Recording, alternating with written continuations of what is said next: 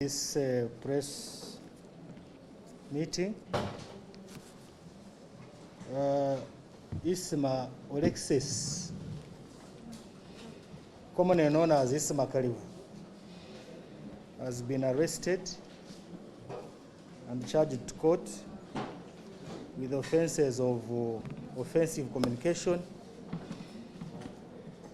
together with his colleagues who had earlier been charged to court, and he has been taken to Uganda Road Court. It is so ugly to earn a living through blackmail and abusing. People take time to build their reputation, and people have wives, they have parents, they have in-laws. So for you to think you can earn a living or a name through blackmail and abusing, it is something we condemn, and we shall continue fighting it, but we also equally need your input as Ugandans. Now, I want to talk about the summon of Honorable Esther Mbayo. Honorable Esther Mbayo was summoned on 13th of September 2021, and she was summoned to come to CID headquarters to meet the detectives, scheduled for 15th of September 2021. The summons were duly served to the office of the Speaker, and I wish to inform the public that the Right Honorable Speaker responded to our summons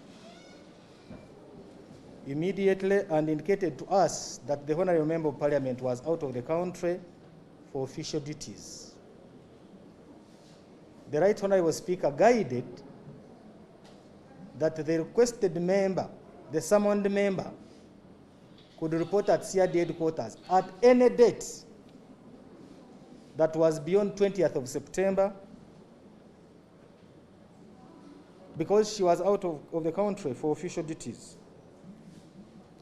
But to our dismay,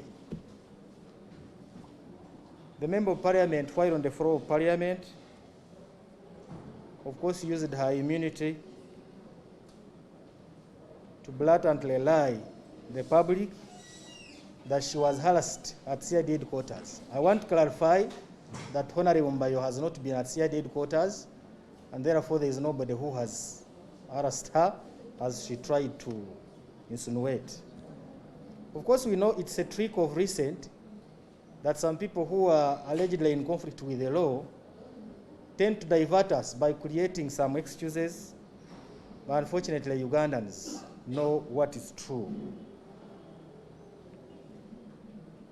We therefore want to clarify that and wish to inform the public that yes, our investigations are continuing, and at the right time we shall make another endeavor to summon her at CID headquarters and assist in the investigations that we are conducting in respect to embezzlement and abuse of office in the office of Uganda Printer and Publishing Corporation. I also wish to clarify on the exhumission of one person who is known as Ruhamyankaka. This gentleman was murdered in Rwengo, Nakatete village on 1st August 2021 during the spate of murder that were in the greater Masaka region. As I talk, 2 suspects have been apprehended, and they are in Masaka Central Police Station pending other further investigations. As you recall, ladies and gentlemen, the President gave some condolence messages to the families of the deceased, but unfortunately this man, who is commonly known as Nkaka, did not have a family in Rwengo. He was therefore staying in a home of one Sekitoleko Edward, who had been mobilized together with a police officer and one Kajibi, commonly known as Katikiro, and went to State House and received money, 10 million. This 10 million was received and shared among the two people, basically. That was Sekitoleko Edward and the police officer, who was at the rank of sergeant. But this police officer had some other disciplinary issues, and apparently at the time of the commission of this offense, he was on suspension. He was not in active service. So the two shared money, each sharing 5 million, and Sekitoleko Edward, who had accepted the dead body to be buried in his land, received 5 million, and the 5 million was taken by a police officer. Now, on 29th of September, at the office of the chairperson LC5, some people claiming to be the relatives of the deceased, one claiming to be a biological sister, and other two claiming to be the cousin brothers, came claiming that the body belonged to them. And they therefore wanted to exhume, get the money, and relocate the body for decent burial in Kisoro. Well, that one was okay, and of course subsequently a court order was given.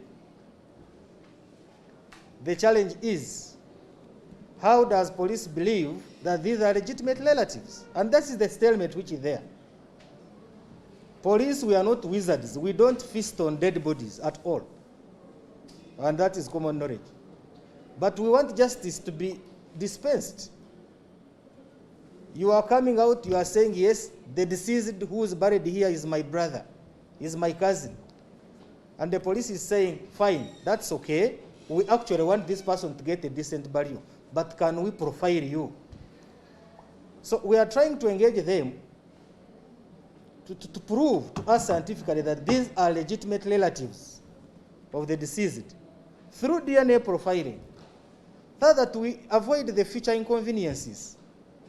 I want you people to judge us. What if we give them this dead body, then tomorrow the son, the father of the deceased, comes and says, actually, I am the legitimate relative. So to avoid this puzzle, the procedure is that carry DNA, if it matches, give the body.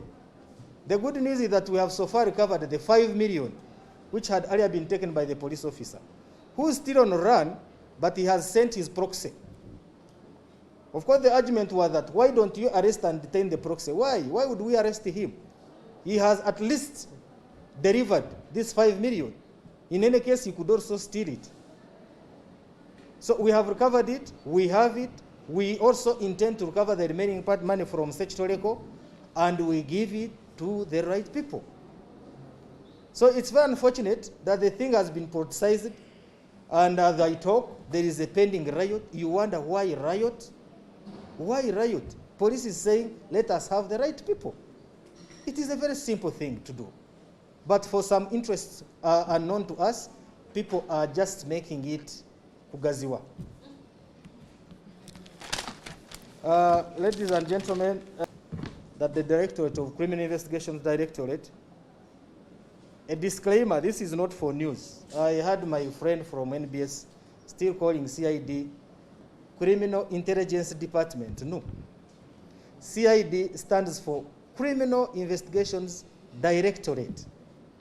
It's a directorate. We are big. Department is small. Under us, there is a division. Under division, there is a department. So you cannot put us at the third level. We are a directorate, Criminal Investigations Directorate.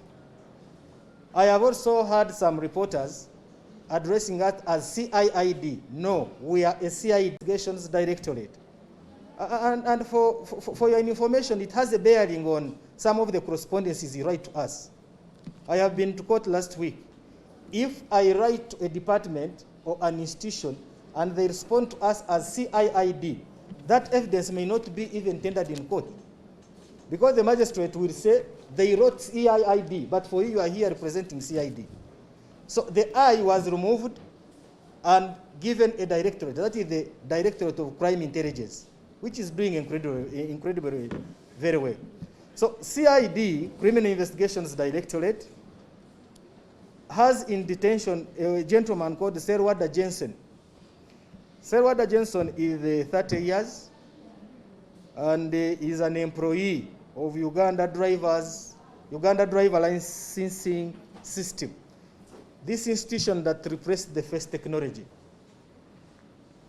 Now, the suspect has been charging unsuspecting Ugandans applying for driving permits, a lot of money, between 500,000 to 700,000.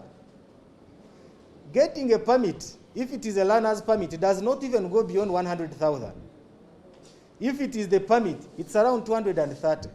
If you are renewing, depending on how many years you want, it is either 250 or 310. But this gentleman is charging between 500,000 to 700,000.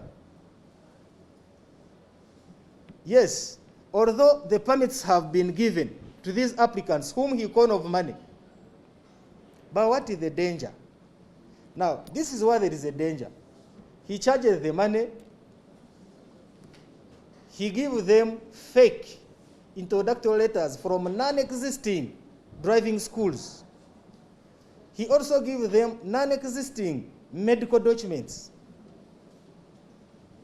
And the documents are entered in the system and the permit is given.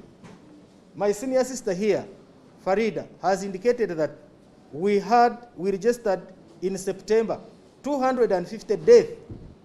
That's unbelievable. This is because of the permits issued by people who have not trained.